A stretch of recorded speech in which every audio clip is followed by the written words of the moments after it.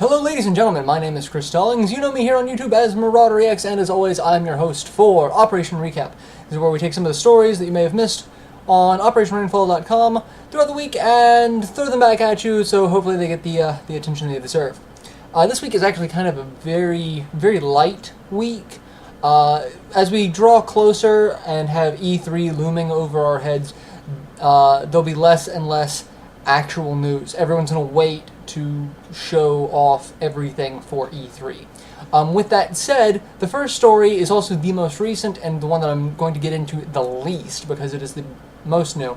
Nintendo has said they are not going to be doing a typical E3 panel this year, and while that's kind of a shock, what they're doing is they're going to go more in favor of announcing things via their Nintendo Direct, which is a live stream that is then rebroadcast on YouTube, showing off titles, what their plans are, and they're going to do that in lieu of a press conference, a traditional press conference for E3. But this year, what they're going to do at E3 after the Nintendo Directs is give people hands-on experiences. So it's going to be, we're going to announce the games online, and then we're actually going to let people play them at E3 as opposed to just showing a bunch of trailers at E3. Interesting move. But one of their big Nintendo Directs was this morning. By the time you watch this, it'll actually have been yesterday morning. May 17th was the day, for those of you keeping tabs at home. I'm not going to get into too much specifics because we have a very, very in-depth article, very in-depth analysis of the Nintendo Direct.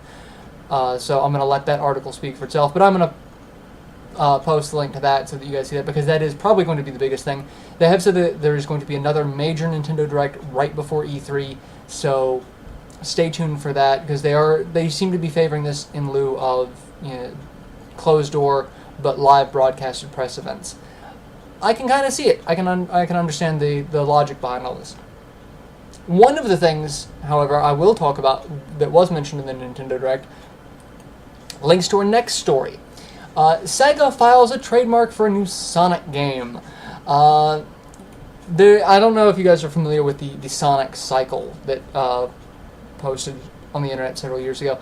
It's Sonic game is announced, hype builds up, game comes out, people are ultimately disappointed, people vow to never buy another Sonic game gets released, hype gets built up, and it just keeps going in that circle. Well, people are saying that started over again, because they filed a new trademark for a game, or for a title, The Lost World. Sonic The Lost World. Now, I gotta give credit to Sega where credit's due, even though my personal feelings for them aside. Sonic Generations was an amazing title. Sonic Generations was great. It was what I always wanted from a more recent Sonic game, which is going back to kind of its roots. And Sonic Colors, even before that, was a fantastic game. So I'm cautiously optimistic that this one actually might do something good. Very little information is out on it at the moment, as to be expected because they've just announced that this is a thing. But again, E3 is right around the corner, so maybe we might see something there. And last up for today, Square Enix. They've posted their annual financials, and it seems that they have a 13.7 billion yen loss. Now, for those of you who don't know the conversion rate between yen to dollars, it's about 135 million US dollars. So that's a million to billion is still a quite different number, but when you take it into that's still a hefty loss. Not that that's doom and gloom.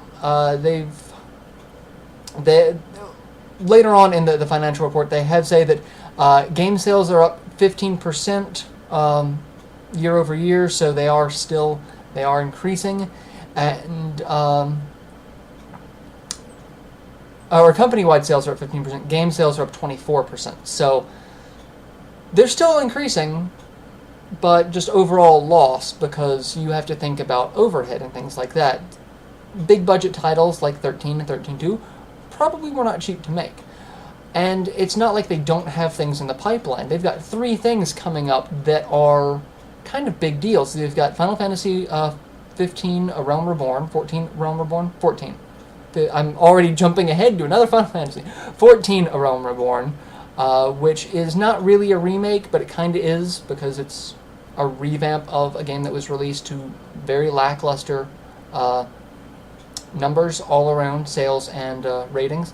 They have Kingdom Hearts 1.5, and they've got Final Fantasy X HD, both announced, and those are just things that we know of. Again, E3 is just a couple of weeks away.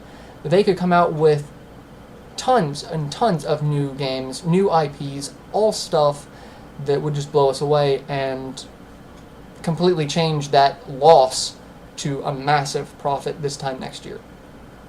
So it's not doom and gloom. There's always an ebb and flow to that sort of thing.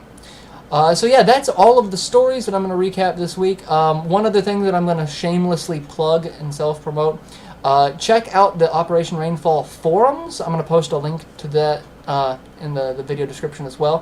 One thing we are setting up is Cloudburst Video Game Club, something that I'm setting up, where we vote on a game, and then over the course of a month, we as a community play the game together and use the forums to share our thoughts, experiences, tips and tricks, and strategies of that game.